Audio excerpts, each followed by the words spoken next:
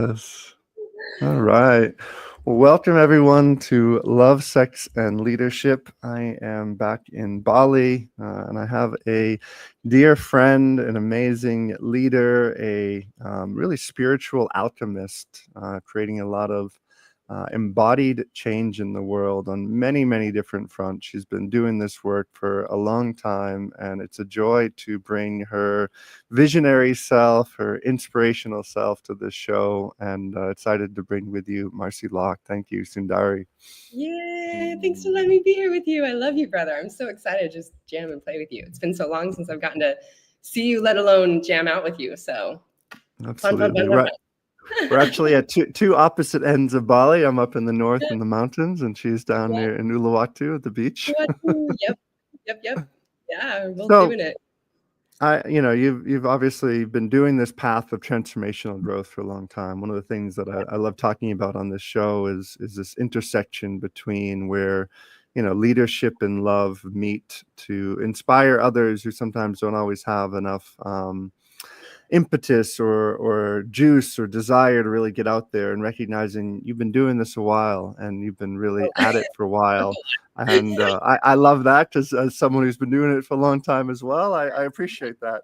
So Yeah. I think the first question I have for you is, in this, journey of showing up in such a vulnerability and dedication to the soul, really more than anything. What are some of the key things that have been the learning foundation for you? Of course, there's a lot, but what's alive and present for you right now that feels really important to kind of start with and jive with on this conversation? Mm, that's a question. I could go so many places of I yes. love that. Woo! Yeah. Well, yeah, for a really long time, I was like, have I been literally devoted to my divinity for at least most of my life? I think since for 25 some odd years, I've been deeply just fully devoted to divinity. And I would say maybe that's just like the key phrase that feels called to speak into, is that there's this open awakening, seeing through the illusion, opening your eyes to what we're really fucking here for, which is Mm, like the yummy journey expansion of experience, to be God experiencing self through human form. mhm, And mhm, not the I guess coming from the lower mind, the human brain that's like, if I can just achieve this thing, right, then I'll have enoughness. And so it's like I feel like you're very much the same, Aaron, in that you go wherever your soul fucking calls you to go, right? You're like, I notice resistance, and I see that as that's where my soul is being called forth. Whatever there is resistance is showing me what gets to be healed and loved. And that is mhm, definitely a key point for me, is that peace is my highest priority. So I like, one of my key codes now is like, bliss and flow is how I roll. Ease and grace is my pace. Like, peace is my highest priority, to be a powerful, peaceful woman that mm, vibrates the fucking yumminess and peacefulness, the nourishment of life. And I think that's maybe coming from the journey. I'm going to flip scripts right now, apparently, but coming from the journey of where also we realize that our coming from that place of being more fully with life, mm, being in the nourishment of life, is the experience of it.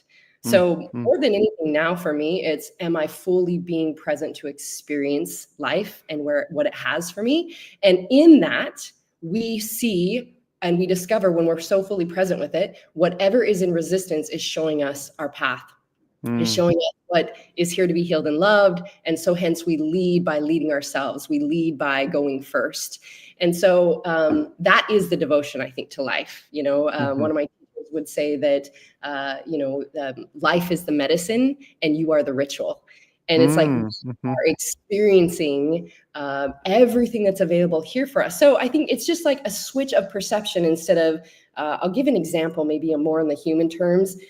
Having been like a fitness nutrition expert in the past as well, and many lifetime variations of my journey, when we look at, okay, working like our perception of the body through a lens of force, fight, struggle, have to, anything like that, it's a very different experience than when we look at the lens of this vessel being our temple, our sacred experience with life, to be replenished, to be nourished, to experience it through that way. So that's what I mean by it's a flip in the script of, how do I do and be life?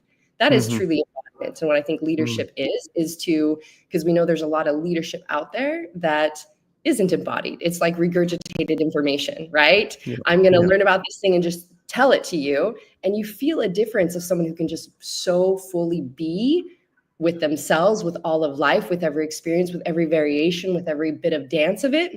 And that's a devotion to divinity, which I would say is definitely, maybe that's a big key to what I'm experiencing or what you're asking, which is like, I'm just fucking devoted to my divinity.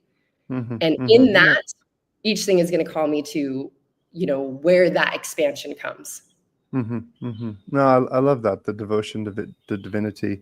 And the thing that I'd love to dive in deeper with this is one of the questions I see come up in this field is people they're on their path, and their mindset is on a direction, and then natural like resistance and things come up. And a part of like leaning in and growing is meeting through that resistance. And where for you do you find that fine line between, wow, there's resistance here and I need to lean in to grow, and wow, there's resistance here, this is actually showing me a different path that's necessary to take? And I feel like this is someplace that, because I know I'm like, there's a persistence inside of me that when I set my mind and heart to something, I'm like, I'm moving through everything, and that's got me into trouble at times where I'm like, well, actually a little bit less persistence would probably be supportive and I wouldn't end up in some situations. But at the same time, it's been such a gift because I can just keep moving through no matter how much is like I need to persevere. And I'm learning actually a little bit more of that grace and how to slow down and invite more grace into life. But I'm curious from your perspective, like where is that dance between where life is showing you the resistance to actually change the direction, and where the resistance is actually lean in more to move through the resistance? Mm-hmm. Well, what I would say makes it easy is kind of what you described, where it's just like whenever there is resistance, it just shows me what wants more attention. Mm-hmm. It shows me what is bringing up curiosity. If there's any type of resistance, it shows me there's something here that gets to be more healed, more loved, understood. I get to get more curious about. Now, what I find is if continuing to, like, when you have the mindset, like you said, like you're like, okay, let's say I know this is where I want to go. I'm going fucking there, I'm going straight there, right? And resistance keeps coming up. It can also be that we're not open to seeing that there's different pathways that take us not there, but fucking there, like way beyond what we could have ever imagined. And I think so it's coming back to the grounded point of if you have an attachment and an expectation, like you're like, I'm going to do it this way and it's going to be so. Every fucking program I've ever created, Aaron, you probably feel the same. You know where I'm going with this. Every product, every program, you're like, oh, feels so called to teach this. Right on the path. And then, resistance of this or the timing or da da da da da. When you allow and you release that, again, that holding the what it has to be, that's where we're creating our own resistance. We're creating our own sacrifice, right? We're in the journey of this thing wants to be birthed from me, and there's energy and there's excitement, there's yumminess, and all of a sudden, because we're holding on so tightly to the intention, the idea, that's what's creating the resistance. And when we release and go, okay, I'm dancing with this, I'm dancing with this, I'm dancing. My own personal experience I can speak to is that every fucking product program I've ever created that never matched the timeline I was intending or the thought idea it originated with became so fucking glorious because I allowed the dance of that resistance, meaning I trust the divine timing and order. And so a lot of times it's, can I release when you go really within, not just surface levels, and when we're not just spiritually bypassing, when we keep going the different layers that the resistance is showing us, it's like, maybe it's this idea that I get to completely surrender with. And that's the art of contemplation, where you're talking about, where you're like, okay, so for me, how I play with this line is when I don't have a clarity of which way it could go, I'm going to be with it. I'm like, this is the place where I go into contemplation. It's asking me to sit with it, to be with the churn. Because this is where most people go, no, I just want to push. Because they're not comfortable with the fucking churn. But the churn, that edginess of, I'm not sure which way this is going to go. I want to have control. I feel better if there's movement. I want it to be this way. That's what's alchemizing. And this is this is the divine feminine that is fucking chaos. That so again, the perception shifts for me. Sometimes when we go back to the root of it, the perception shifts for me became first was like, well, chaos has to come before clarity. But when I actually learned to embrace chaos and see it not as, okay, things are in destruction right now or things are in chaos, I saw chaos as creation. Things are churning up, they're popping up, they're moving so when something looks like chaos to us, AKA resistance that we're fighting, when we actually recognize that it is everything in divine order being put into place, it has to be like switched around so that we arrive at the place where this beautiful creation exists. And that is all a part of it. So surrender, I love it, a quote that one of my spiritual teachers says. He says, surrender is the last step of the manifestation blueprint. So you from the beginning, you put that intention of I'm going here, right? And you start do, and then you have to allow, surrender, shift, move, dance, change. And in that, if you put out the codes of what you want and you allow that surrender, it will expand and become bigger and greater than you ever imagined, that you then arrive at a place that's, I mean, everything in my life looks this way. My sanctuary of light that I'm building, you know that. It was like, it didn't go into, to that, what I thought it was going to be. And it only got greater and bigger and more magical and more amazing. And that had to expand my capacity. It was like, can I be with this? Oh, can I expand into more abundance? Oh, can I expand? Oh, can I offer more? And then you pop and you're like, yes. You just brought love, sex, everything into it. All woven together. Yeah, it's like building in Bali. It's a lot of chaos and a lot of deep trust and allowing what wants to come through. I mean, that's been a huge part of this project up here in Munduk. Like my idea on timelines and Spirit's idea on timelines have been very different. Very different. And that's so if we stop resisting it, we just begin to relax. And so going back to where I say, this is what it had to expand my capacity and ability to be with all emotions, because you can't lead someone else if that's your intention. A lot of leaders, because I coach usually mentors, leaders, high level, amazing beings that are usually leading and coaching and teaching in all these ways. And if they come and they're like, I just need to know what to say to people and what to do and help people heal and to lead them, it's like, fucking do it for you. Just do it for you.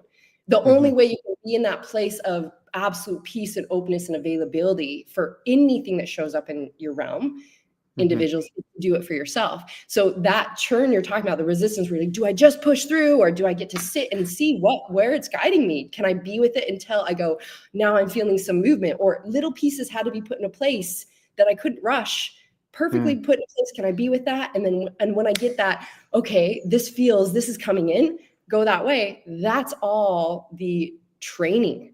That's the initiation.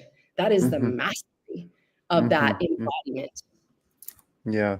It reminds me also, it's like the place of facilitating groups. Right now, I'm in the process of launching this new product. It's a 7-month advanced facilitation program, and this is such a skill. And I know you've been running groups for a while. It's like that place of where can you allow chaos to kind of really be the driving cord to guide you and to beyond what the curriculum says you might be taking the group. It's like, where's actually the Shakti alive here? Where does she want to invite us into? And where is the nuances underneath that are inviting us into something that's beyond the mind could ever conceive?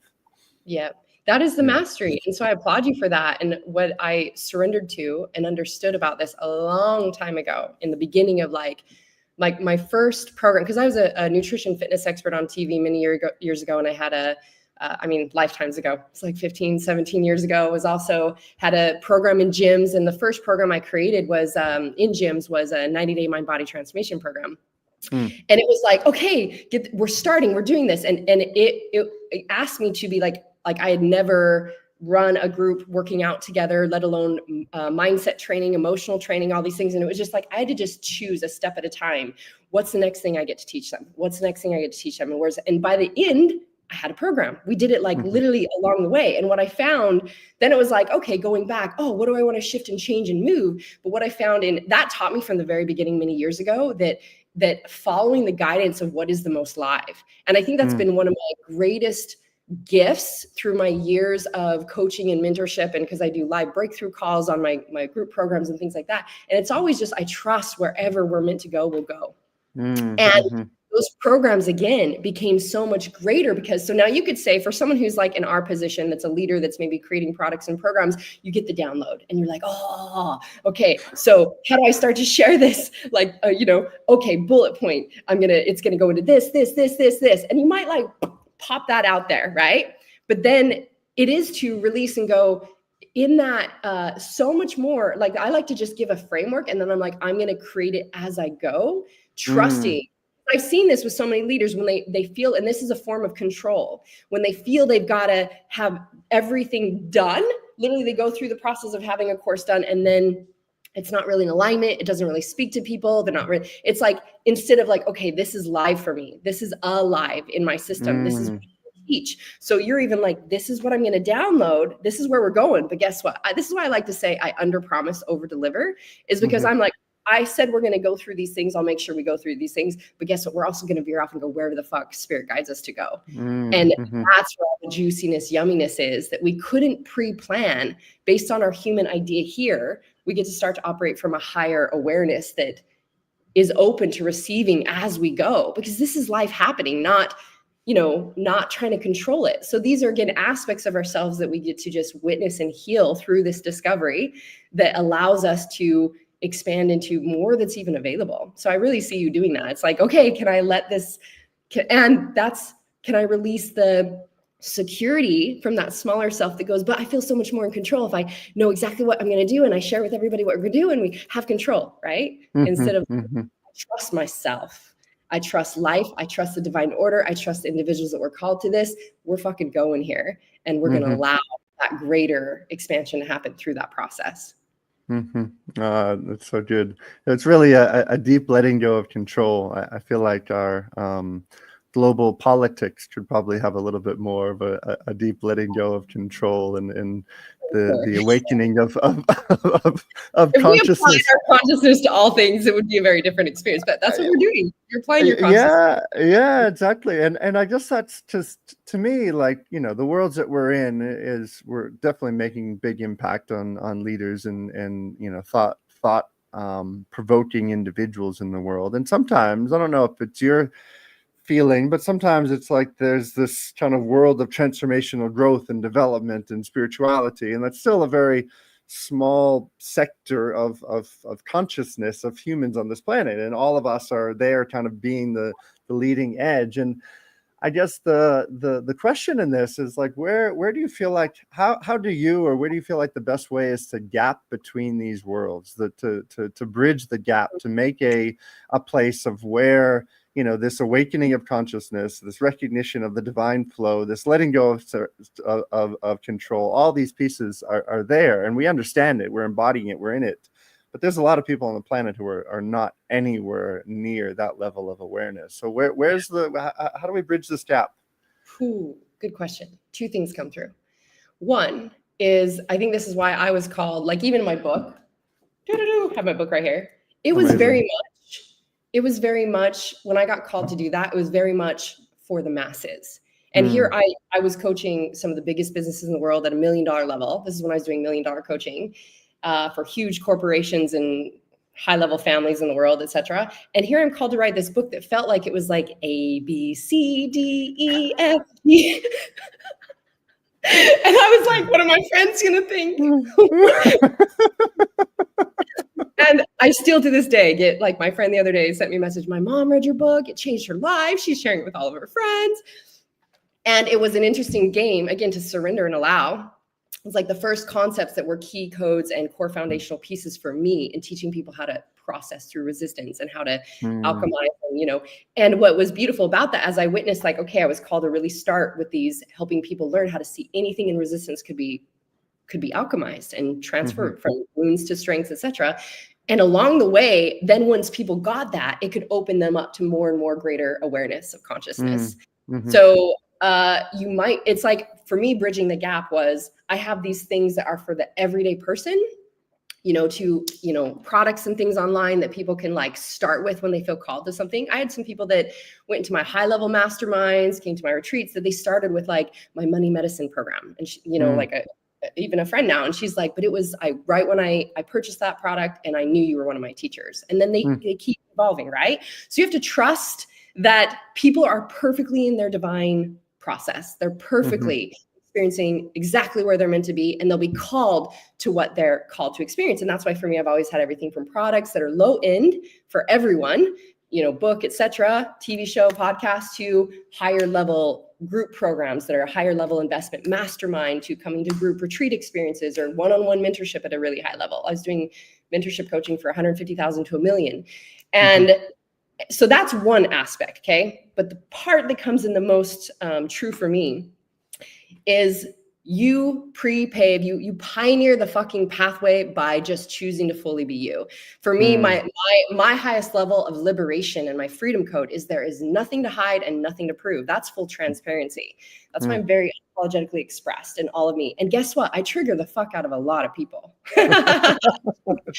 There's probably a lot of people watching this being like, she's a lot. There's a lot. Guess what?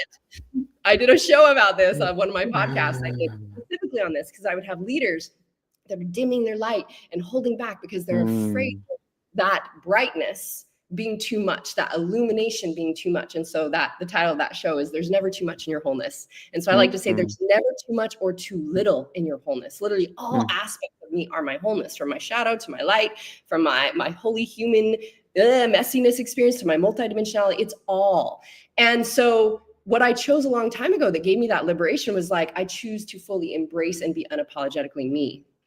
And so there is going to be people on the path that they don't get it at all. Like you said, it's just, you're at a different level, right? And there's someone else who perfectly they're attracted to that, so trying to put ourselves in a box only limits us, it limits them, it limits everything that we're here to create. So I'm very much like, well, we're creating a new pathway. And I'll give you an example. When, that I work with plant medicines, have done retreats with them for 14, 15 years.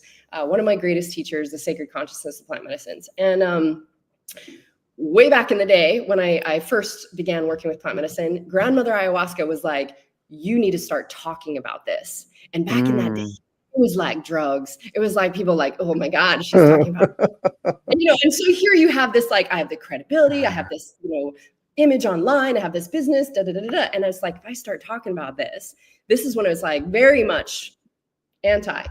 And it came in so strongly. It was like, someone has to lead the way, pioneer a new pathway. And I was like, you know what? I cannot deny the level of healing, awareness, consciousness expansion, multi-sensory gifts, skill sets I have received from this. I cannot deny it. So why would I try to hide it? That in itself is an energetic resistance. And so I was like, hey, fuck it. And so I started talking about it and doing shows about it and talking about it with clients. I have a whole series on my podcast called Marci on Medicine, which is hilarious to share all the ins of my own journeys, but also theirs, and seeing the healing that's available.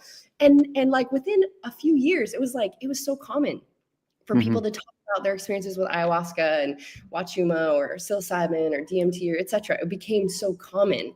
And now the world is in a place where it's like, this is getting legalized, et cetera. That's the pathway I saw. It's like, it has to start being brought forth, that the masses that you're talking about that just aren't aware start to begin to see. So we, by being ourselves fully, we're raising our hand, we're being the truth. And one of my biggest $1 million clients, this is back when I never did, my marketing was like always multidimensional, but I barely knew how to do Facebook. And it was like, no Facebook ads, no blah, blah, blah.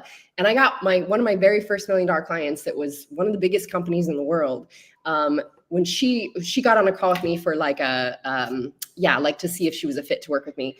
And we're going through the process, and she's like, I think I should tell you, we're such and such a company. But she told me she first saw like a YouTube video of me or something, and she was like, ugh, she was triggered. She was like, she's a lot, she's crazy. There was some things that you said that I was like, oh, that's kind of true, like triggered her and made her question and hear what I was having to say. That opened her. And so then she was like, then I was drawn into this. We call it the Marci vortex. You know, people call me SunDari now, but back then, anyways, it's like they start watching video after video, and they're like, they get pulled into this vortex of, you know, again, they're called. There's something about them that's called to work with you. And so she ended up working with me at a huge level for a few years, $1 million level, retreats, personal client, etc. And it started with her being triggered by me and not me at all. So I just want to offer that to people to you get to trust you being your fullest expression is going to filter out the people that aren't ready for you. And it will also draw those people to you. They're like, that's what I mean by the embodiment, where you can tell the difference when someone's just trying to appear and play in that box of what feels comfortable and just regurgitate information.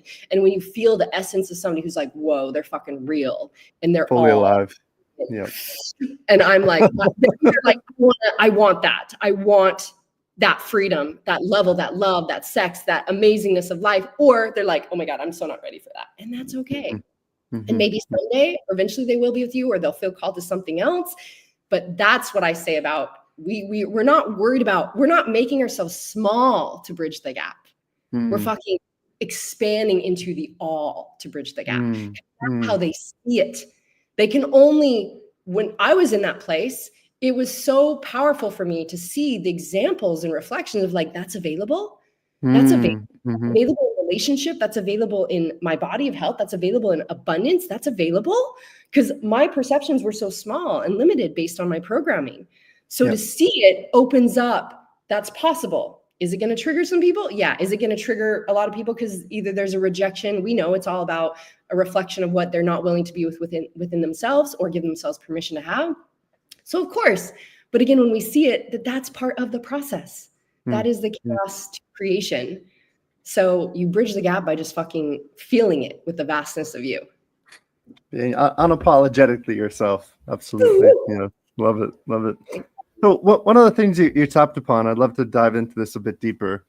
You know, one of the pieces I see with the rise of plant medicine happening in conscious communities, which I celebrate, I love, like I've had so many powerful downloads, awarenesses, insights from having journeys. And what I often see is that there's a addictive personality piece that comes in around this, especially, I mean, I do a lot of work with male bodies, and you know, I find not just, you know, male bodies, but all bodies can be quite addictive beings. It's like we get the codes to all consciousness and everything, and then sometimes there's a inability to integrate, or there's like, oh, I did this Friday, I have to do this next Friday, I have to do it next Friday, and I have to keep meeting the mother.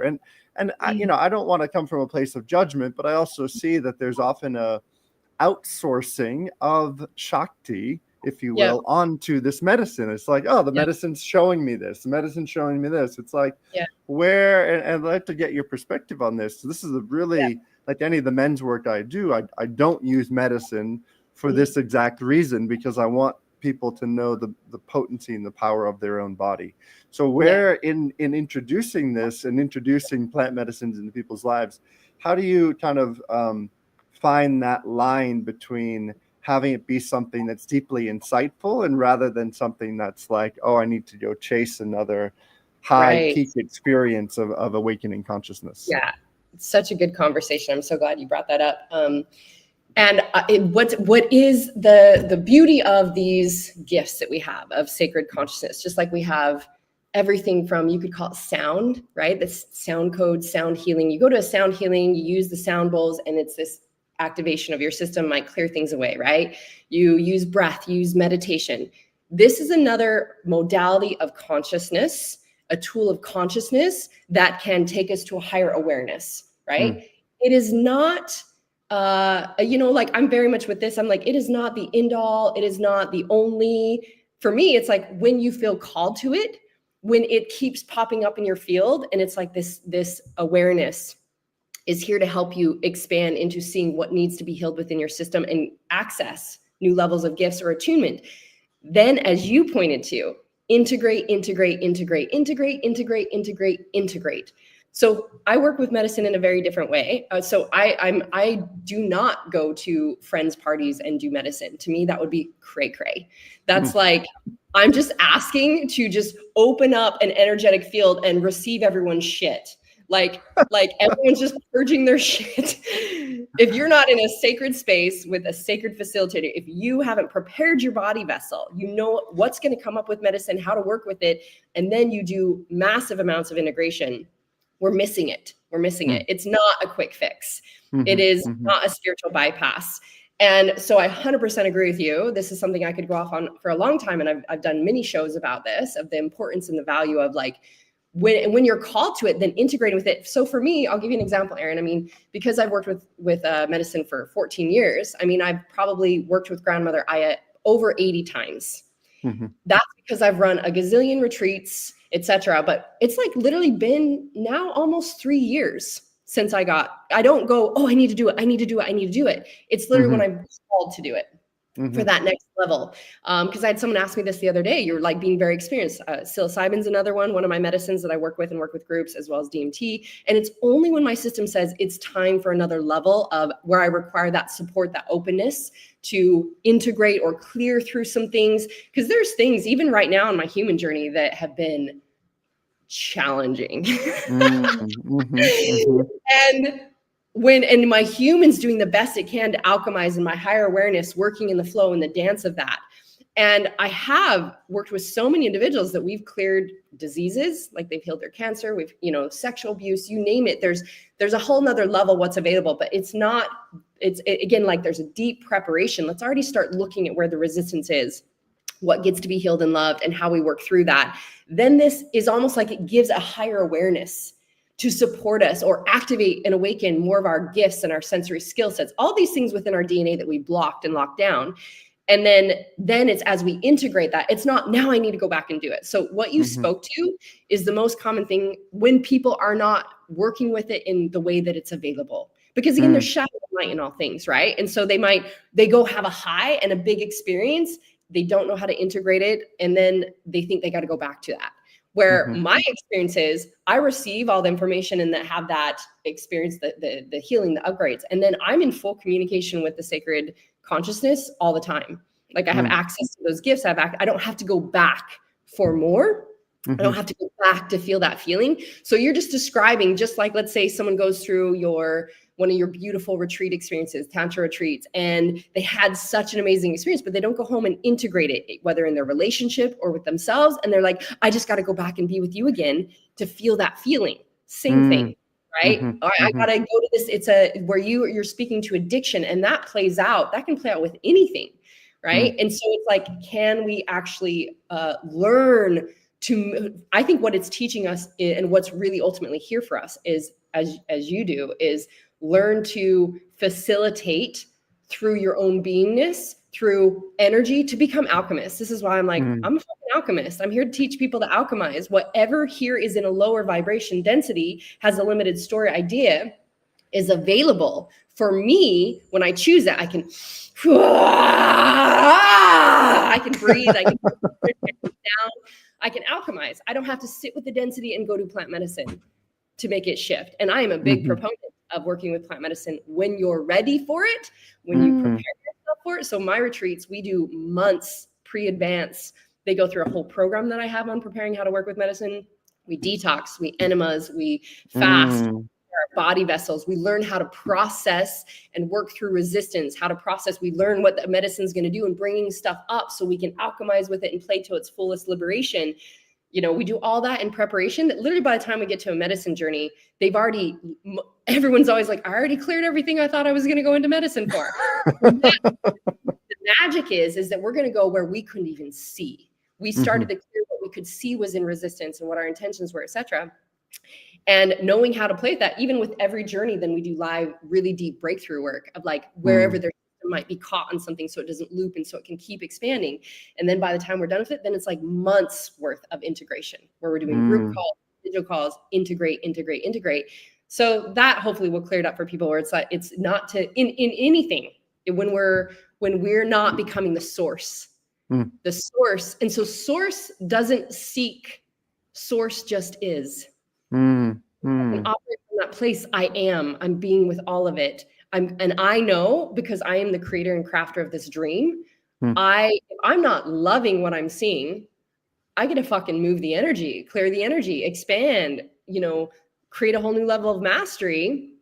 And it comes from me. So I think what you're Mm. doing in that, I have plenty of things that don't involve medicine at all. There's just my medicine retreats that when people are ready for that, and they've gone through usually a ton of my programs and deep work before we go to that place where it's like, let's also let this consciousness support you in Mm-hmm. awakening, just like your Mm. guidance might be through some of the rituals and the things that you do, allow them to feel that kundalini, that shakti, that energy, that aliveness, that they go, oh, now I know how to connect to that at any time and create that from my own vessel, Mm-hmm. to optimize and transmute. So hopefully that answers the Yeah. question. For sure. Yeah. I mean, I remember my first toad journey and having such a deep opening and awakening. And then, for now pretty much a lifetime after, when I go into meditation, I just can connect to such a pure state of direct consciousness. It's like, Because you've done it, you connected to it, and you know the pathway now. So it's there for you. You don't have to go yeah, back and do it again to ever feel that experience. So yes, you got it. Exactly. that's right there. Yeah. I love that. So I'd love to, kind of shift gears a little bit into something around, this journey of life. And, we're talking about life mastery and spiritual leadership. And each one of us, has a certain, you could say, timeline in one way or another. And we're here doing our best and showing up as we can. And, it came into my mind and awareness. I wanted to bring it in. But a dear brother who, I had on this show as well, and I know you were close with, dear brother Aaron. He and I did a bunch of different work, and I just want to present him, but also from the place of, I'd love to hear your thoughts on when the passing of life and the passing of space and time, and when we think as these beings like this, oh, I'm here to do this up until 78 or 92, or I'm going to do all these things in life, and at the end of the day we have no fucking idea. Like, life can end in a moment, and my heart and soul is with him and everything that he brought into this world. And I know, he's only looking above and saying, and celebrating all the brothers and sisters that he helped activate and awaken, and everything else. But I'd love to take this as a place to speak about death and to speak about the transitional times of, we're activating and awakening, we're recognizing consciousness, and at some point, on this tiny little rock in the middle of the galaxy in the universe, our life as we know it will end incomplete as a human being. And so where's this transitional dance? I'd love to get a SunDari insight on this one, love. Oh my gosh, well, Aaron, it's interesting that you asked me this, because Aaron was one of my closest friends. He was actually a big part of my project here at the Sanctuary of Light as well. I talked to him almost daily, messaging and daily. He was one of my very closest friends, and he actually was for me. So this is one of the things that I've been alchemizing the last few weeks. And so, is getting to be with the ranges of emotion of all the things, of all of a sudden this being transitioning. And what's interesting is the way that I see through consciousness, this idea of death, and which is this transition, living from that consciousness for so long. I mean, we also had other good friends who, like a year ago here, were transitioned. Yeah. They were really dear, close friends of mine as well. And there was a lot of pain and hurt. I felt I cried a lot. And just because I'd been gone for 2 years running retreats, doing a documentary, and I came back and we were messaging to see each other, and I didn't even get to see them. And then had the news of the landslide that they were killed in.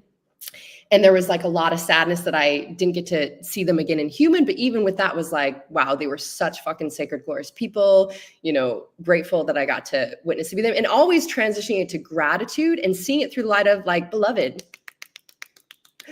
you've ascended, you completed. I'm so happy for you. And trying to know that it's a human that's creating suffering, and for them it's beautiful. And then about, I would say 4 or 5 months ago, maybe 6 months ago, I had another friend that was a lover, etc. Like, found out he passed away suddenly. And again, I had some human sadness, but was just like, I love you, so happy for you, etc. When Aaron passed, it rocked my world. It really did. It was like, and so I saw this even in community, because Aaron, for those of you that don't know, he was larger than life. He was like such an impact. Anyone that had any little interaction with him, they felt impacted, you know? And so, and because he was a big piece in my world, he would always say to me, I got you, I got you. And I was like, I know you do. Like, big ass man covered in tattoos. And I always felt like my assistant, who's been by my side for like 17 years, and she knows all my friends and communicates with them on like things. And she was like, I always felt like no matter what happened with you in Bali or wherever in the world, like, or you in Bali specifically, because Erin's there, she's like, that you're always safe and protected. And so that was like this rock in my world that I felt like was this divine masculine protector, as well as saw the vision of my project, was so involved, was just gone. And what I, in my beautiful journey with this over the last few weeks, I saw a lot in community, how they were feeling this loss and would speak to this loss. And it was so strong within me to be like, how it almost diminishes or creates, again, we create our own suffering, we create a gap of like what is actually available, or we somehow make it smaller than if we're saying there's a loss here. And I'm like, what is actually calling us forth to is to feel that fucking gap. Like, this person was so big in community, was so big in doing philanthropy projects, and like worked every single week almost. He was at the with the it's not a school, but the place for like the I like to call it specially abled kids, always doing these projects, as you know, always like, just, he was the example of it, right? And so we could, instead of going, well, that's a loss, now we don't have him in real time here to it's like, how do we step up and provide that? How do we be that? You know, and the mastery is for my human to not go into sadness, loss, etc., but just go into gratitude and appreciation. I've had to just like, I am so fucking grateful. He was one of my closest friends. I'm so fucking grateful. I learned so much from him. I'm so fucking grateful for his presence and all he taught me. And how do I get to implement more of that, to expand more of that? And I've had so many healing conversations with him. He's fucking right here with me. He's like right here with me, like, yeah, you know? So it's like silly again. And I'm like, he's actually, I feel like, and what I shifted my perception to as well, was that he's even more so involved in my project now. He saw this beautiful place I'm building, the Sanctuary of Light, as this glorious space that was, he was so excited for the dark room, because I have dark room versions too. And he was going to be the very first one to do a dark room, because he hasn't done that yet. And it's like, I know now he's multidimensional, like, do. I'm like, you know, versus the human that's like, okay, what are these pieces? So, you know, I know that we're dancing in other realms. I'm in experience of there's no fucking way I can only have one lifetime experience to the mass evolution we have for ourselves through our human experience. So I know we're playing in other realms, you know, he's just soul family. And this was just the completion, transitioning. His soul is just transitioning. There's no death. It's just, I mean, it's actually, when you get into some of the spiritual teachers in India, they say like life or death is the access to life. And that it's like they see death as the starting point. And so here on our human brains, we're like, oh, we're in life and it's going to end. We're going to die. It's kind of silly, these programs we create for ourselves, when it's actually, oh, I've completed to transition into the next evolution of my soul. So we know that that's really what's happening.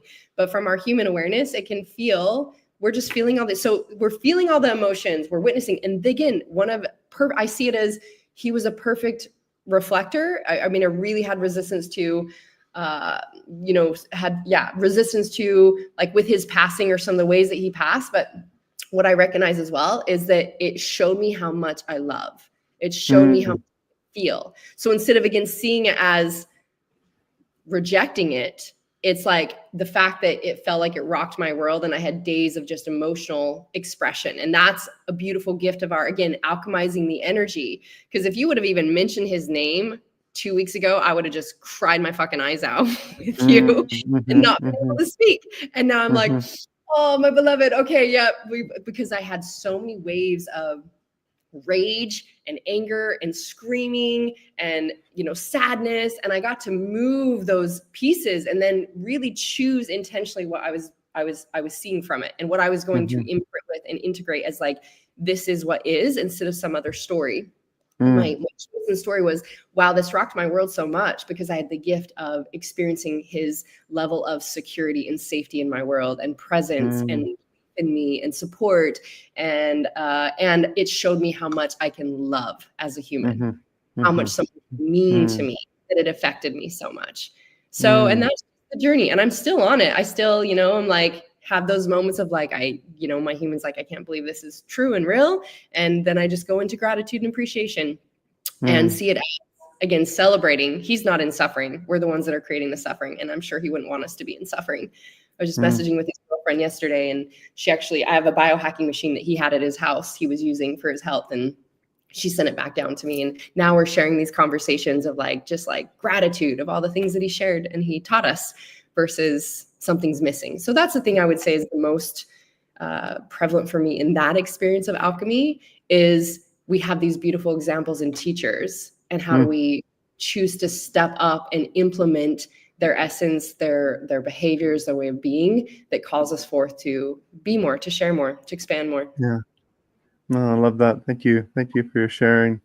Yeah, I really hear in that the place of where love comes through and the transmutation of energy, and recognizing that all these, you, I, all of us hold different kind of codes or chords of energy, and then the passing and the shifting of that is just gets to be seen into other places, forms, and shapes, and actually recognizing that in all of that, love is present through us, with us, as us. And what a beautiful representation of that. I feel your heart in that. Thank you. Well, and to the point also that you were asking, which is like that it could be done like that. And that's why, like, why wouldn't we just fucking choose to so fully embrace the experience of life? That's why I said at the beginning of this call that for me, my highest priority is experience of life, to be so fully in the experience of life, in the nourishment, in the yumminess, in whatever, because this is the time for it. This is our experience of it.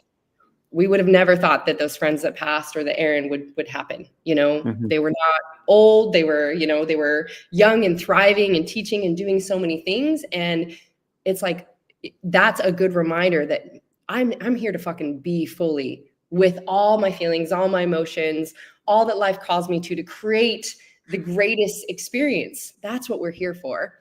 And it's from that place, if the drive is, that's where we go back to devotion to divinity, right? Like I believe and I teach, I am my purpose. You are your purpose.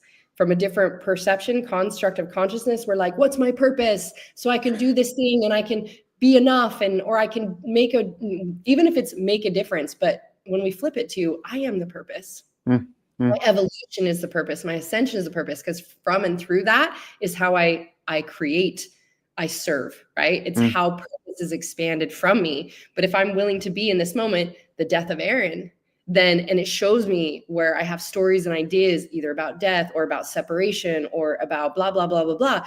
That is the perfect thing right now. That is my purpose, my evolution. And so, as I said, when we can just be with the resistance and know this is like the path of our devotion to our discovery, our ascension, our expression, our expansion, our what we're really here for, then we're coming from it at a very different, beautiful awareness than, this smaller self that's like, I need to do this.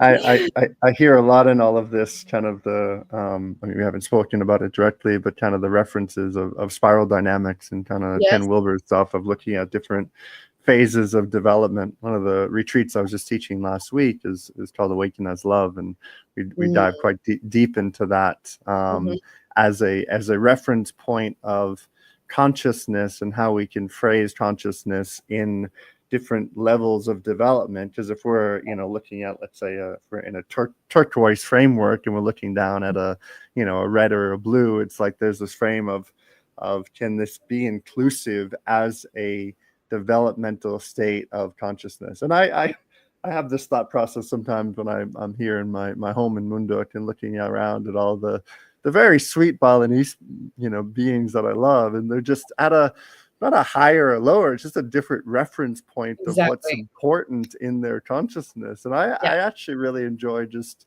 meeting people in that state and not trying to be anything other than just the beauty of life that's happening inside each and every moment. And I think that's also my experience of you, is there's a certain humbleness and humility of your being that just says, okay, life is here. How can I meet this here? And not that I'm bigger or smaller or anything else. It's like, this is what life is presenting. Let me love it. How do I love this here? Yeah, exactly. When you're at that point that you're speaking to, it's like you enjoy every interaction with life. One of the practices for me was seeing everyone as God. And so this Balinese worker that's out in the rice field, and and we can come from a place, some people are like, but if we're all to have this worthiness of who we truly are, then what about the people that are cleaning your house and cleaning the toilets and out and and where you're saying they're in their perfect experience, they're in their perfect level of conscious awakening awareness. But when you still choose, there isn't better than, less than, etc. There's just, wow, the juicy, yummy, visual of all of life happening in all its glorious ways. And everyone is God, experiencing the human aspect, which is feeding the collective consciousness of our awakening, right? It's like, I just found just so much yumminess in talking to every Uber driver or wherever I was around the world, like embracing life with every person. And like, what is this interaction for? Like, how can I affect this interaction? How can I be an influence and impact in this interaction, whether to just make them smile and stop and ask their name, etc. And also, what are they here to teach me? And I've had so many Uber drivers and people, like taxi drivers in different countries and all the different things, whatever, that share a little piece that I'm like, oh, that was a perfect little receiving for me.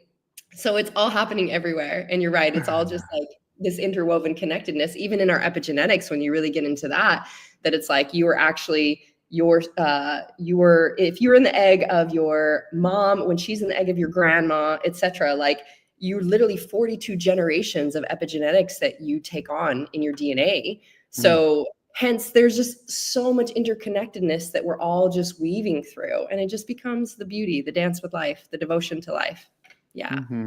I remembered a program I did years ago when I did my master's in spiritual psychology in California, and then we did this kind of soul-centered leadership 1-year program, and like the last culmination week, and I forget the teacher's name, but what left an impact was every day when he was walking to the place in Southern California, he'd have conversations with the homeless guy, and that was like his main teaching point for the starting that day, was like, what was the wisdom of the homeless man brought into this, like, and here we were paying our big money for our consciousness education, and it was like, what is this homeless man going to bring into this? So good, right? It's like all aspects of awareness, and the homeless guy could have had the most incredible journey, and then he's now experiencing the surrender of his worthiness not being about money or a place to live or a roof over his head. Like, there's so much mastery and teaching in all of it, as I've gone that journey of expansion, like I said, from having $1 million clients. So I don't know if you know this much about my journey, but being called to release it all and go global, and where I've been Yes-matic for 9 years now,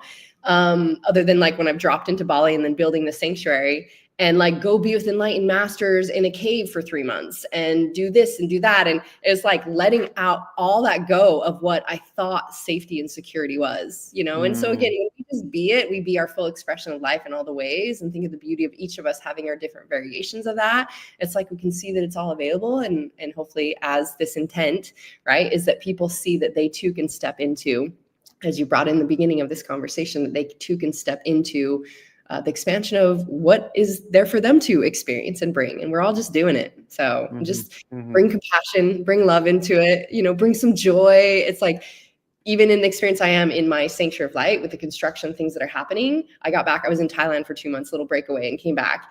And my human wanted to crawl into a fetal position on the floor and cry. And I chose to breathe, and I was like, I'm just going to choose fucking joy. Okay. I am choosing fucking joy through this. This is such an interesting experience. How can I be present with this experience and just choose fucking joy? It'll all happen. It's all happening. It's all happening in perfect order. Just choose joy. So, that's the mastery level for us, my friend. Amazing. So I'd love to know, with all the things that you've created and doing, and you mentioned the TV show, the Center for Light, all of these pieces. What's most alive in your field right now? Like what is like making you the wettest? What is bringing you the most Ooh, juices? a lot of things make me wet. I just went like this with my pussy. I was like, So much. that's when you have to go, wait, don't contract. You go, oh, okay, yeah, life makes me wet. Thank you for that question. The Sanctuary of Light, this is what I'm focused on right now. And it's been a beautiful also journey in my expansion alchemy of almost shedding this identity of was always, it could have been coming more from my masculine as well. As like I was always running programs, always running masterminds, always launching this, always doing TV, podcasts, you name it. And this next level of really allowing this to be birthed, this massive project. So the Sanctuary of Light is a training center of awakening consciousness, where we have event ceremony space for communities to come gather for experiences, as well as people, leaders to come and run workshops, trainings, etc., as well as a longevity wellness center. So sauna gym, cold plunge, all those things, biohacking, as well as darkroom immersions, and then permaculture gardens, jungle homes for community, etc. And so it's really meant to be a place that people step into and they get a massive transformational experience.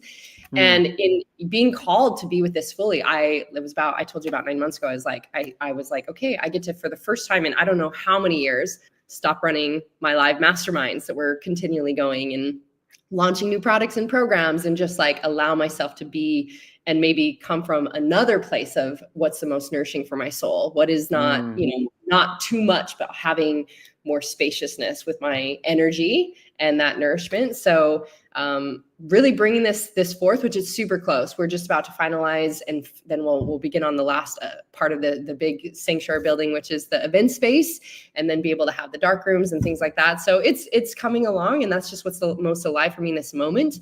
And I am open to whenever, like my freedom code, that it's like wherever life calls me, whatever I want to be, have the freedom. It's like, oh, if I want to write another book, I'll write another book. If I want to run a training, I'll run a training. If I want to, run a retreat or etc. And there's no have tos. So I've really been shifting my world and even my business of mentorship, etc., to come from a place of there's not these things that I ever have to do. It really is whatever the fuck feels amazing for my soul. And if that means, like right now, I've paused all those live experiences with me, that I am so fully in the life experience growth of what is here for me now. And then when that feels yummy, like it felt yummy, I haven't done an interview for a long time because I've been like, nope. But you asked me and I'm like, yeah, let's do it. So yeah, so I mean, that's bringing this forth is alive for me. Like I said, Erin was so excited about the dark rooms. I'm so excited for that space, like, and the codes that I know that I can bring forth in these trainings, like for those things that people get to experience. And yeah, along the way, I mean, people can still receive my products and my podcasts and my show and all the things, or read my book or do any of the things. But I'm just grateful to be here, continuing to expand and see what's next. Yeah, celebrating you. Such Thanks, a joy to feel you, to feel all your aliveness and energy and just everything you bring into this world. You're a true inspiration for many, and I know you've impacted so many lives. And thank you for your dedication to your soul. Ultimately, I know that's something you're speaking into, and yeah, your soul is making a big impact, and not because you should, but actually it just feels like the naturalness inside of you. So I just want to honor that and celebrate you. It's a beauty to have you in my life, and thank you that you're a colleague and a fellow mentor and a guide. And I know there's so much I can continue to learn from you. I've been your student too. I've also been your student. That's when you first came into my world. Yeah, it made a big impact on me. So thank you for that. Yeah. Thank you. I received all that. Appreciate all that. That means so much. And yeah, it's a beautiful gift to have sacred beloveds that are all reflecting the journey. Like I said, you were a big impact on my journey, and that really opened up a whole other world for me. And so I know that what you're doing and bringing forth to the world is so powerful and impactful for everyone that gets to have an experience with you. And the beauty that we can all see is that in that, like say someone comes to your experience, it just spreads like through their family and their friends and, like who they affect. And it's beautiful. So thanks for being on the journey with me, and thanks for having a fun little playtime together. Yeah, I love this. I get to have fun conversations with humans I love on this trial. So thank you so much. Beautiful. And thank you all for tuning in. If you haven't, you can subscribe to Love, Sex, and Leadership. And if you have any questions, feel free to write them in below to either myself or SunDari. Thank you so much, love. Have a beautiful day, and see you all next time. Bye. Huh? There we go. Still live.